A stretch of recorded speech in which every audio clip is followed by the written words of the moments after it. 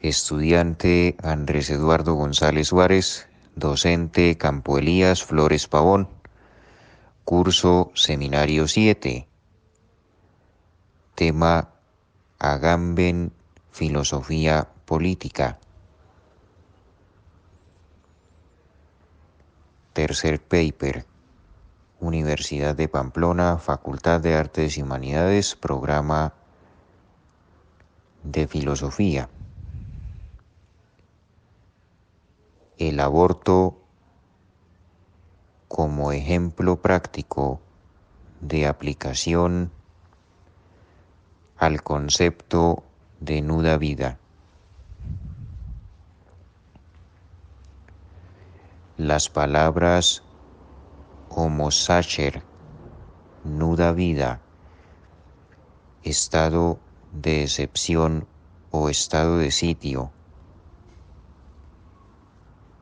constituyen las categorías de análisis agambenianas plasmadas en su texto El poder soberano y la vida desnuda.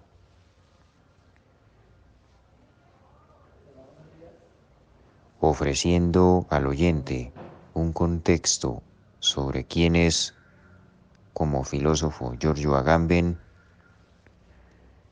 es propio de este discurso antes de introducir cualquier reflexión al respecto. Contexto de la vida y obra de Agamben. Giorgio Agamben, filósofo y abogado italiano nacido en el año de 1942, es un autor de época cuyas reflexiones son de gran relevancia en problemas filosóficos asociados al derecho y la filosofía política. Habiendo leído a Michel Foucault, predecesor suyo, bebe de su tradición para en sus libros exponer una vertiente de la visión Foucaultiana. Por ello, uno de los temas que ocupan a este discurso es precisamente el del aborto, en tanto que los no nacidos, así como los ya nacidos, cuyos derechos les han sido reconocidos, pueden también ser vulnerados los no nacidos por el hecho de no poderse defender en tanto que carecen de un sentido moral o de indignación, también pueden ser seres desnudos en tanto que se suspende su vida en gestación. Es así que el propósito de este texto es realizar una defensa a la vida, desde luego que desligándose de fundamentos religiosos y apoyándose en otros más de carácter científico, de neurociencia, que son indicios de vida mismos que no necesitan ser patentados frente a públicos académicos o especialistas eruditos en la materia.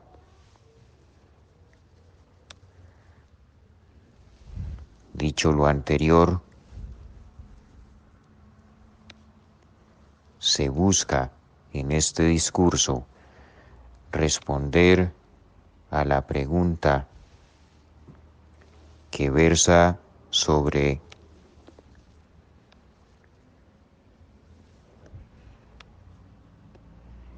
qué otros posibles factores, lejos de los fundamentos morales del cristianismo pueden contribuir a la defensa de la vida aún en los no nacidos. Desarrollo.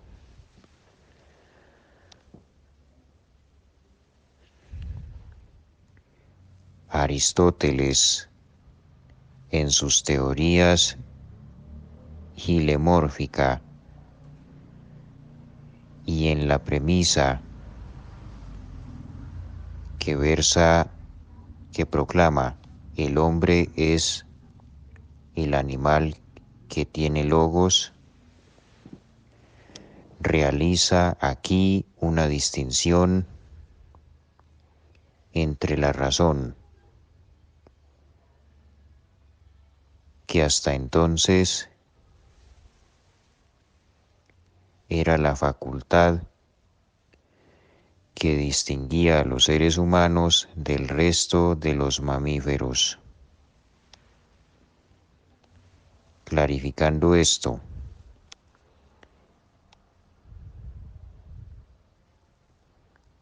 todos los animales tienen voz, maullan, pían, mugen, desde luego que no son mudos, pero no hablan.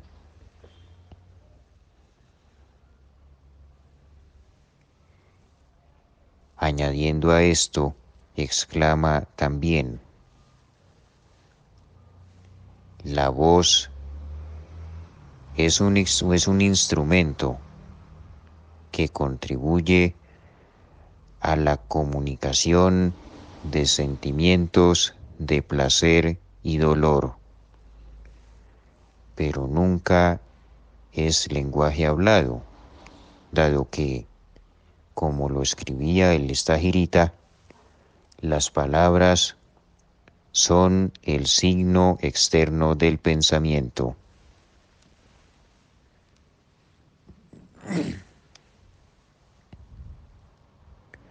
¿Cuál es entonces la relación subyacente entre lo anteriormente dicho y el problema del aborto según el propósito que este discurso persigue?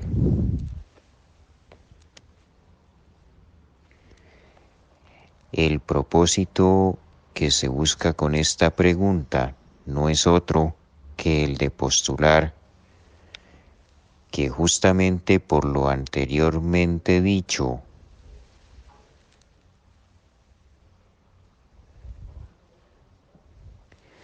el hecho de que los niños, por el hecho de llorar, aún en el vientre, no se indignen, no debe seguirse en este orden de ideas como conclusión que no haya en ellos un sentido moral. Desde luego que no hay una indignación en tanto que estos no nacidos, a través de palabras, no puedan comunicar sintagmas del tipo me duele o me fastidia, tengo hambre, entre otras, sino que más bien, no siendo la razón o el pensamiento un distintivo de los seres humanos del resto de los mamíferos, es más bien un lazo de conexión que más que diferencias, lo que representa es indicios de vida. Por tanto, cuando Jürgen Habermas, filósofo alemán, nacido en el año de 1929, estudiante de la tercera generación de la Escuela de Frankfurt, postula en filosofía política que para que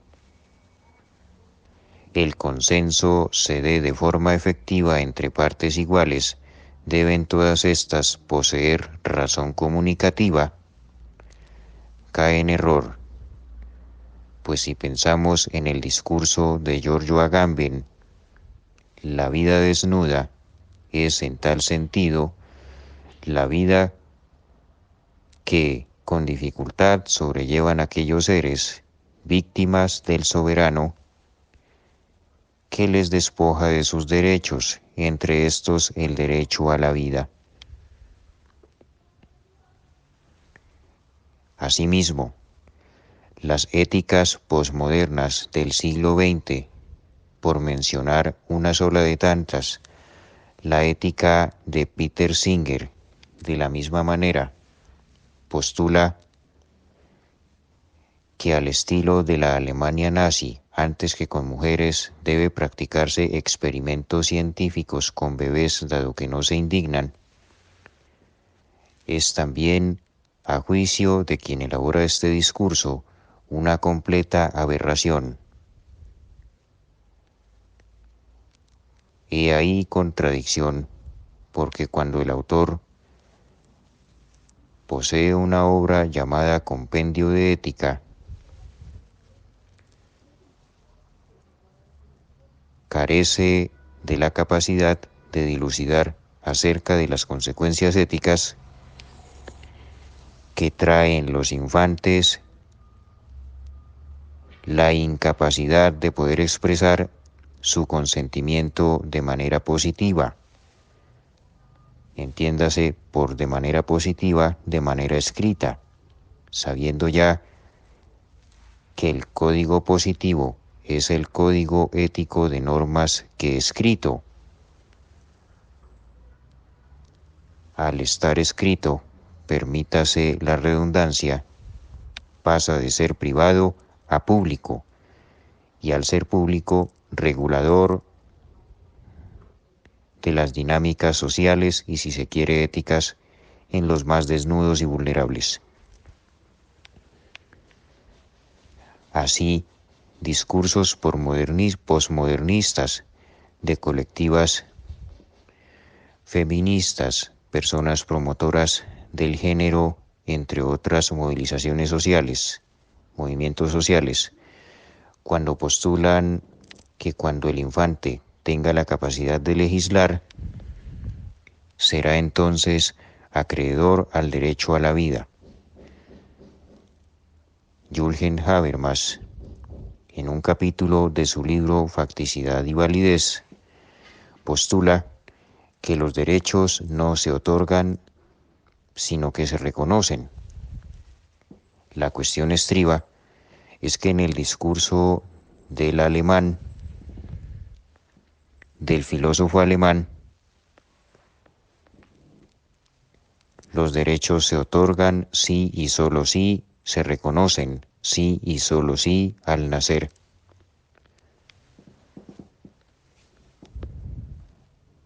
Conclusión.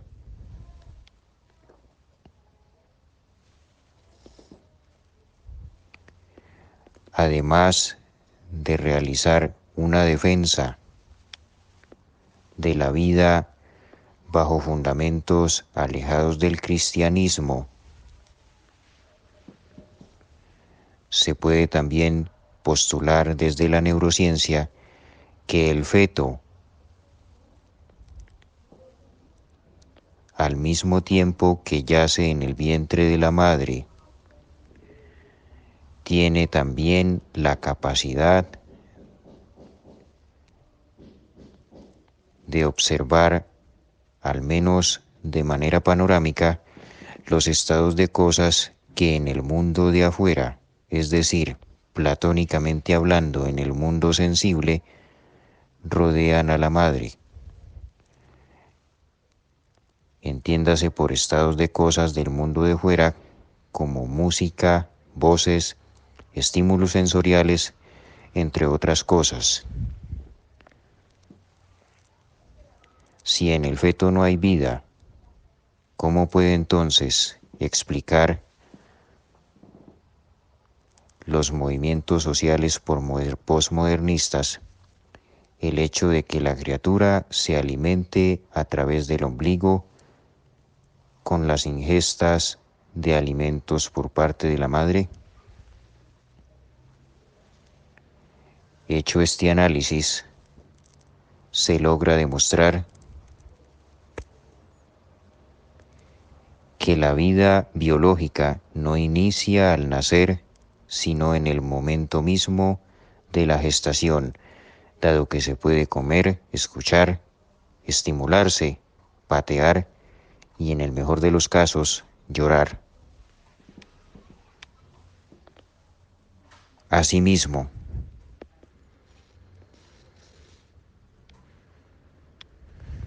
existen factores que se pueden probar, como ya se mencionó, desde la neurociencia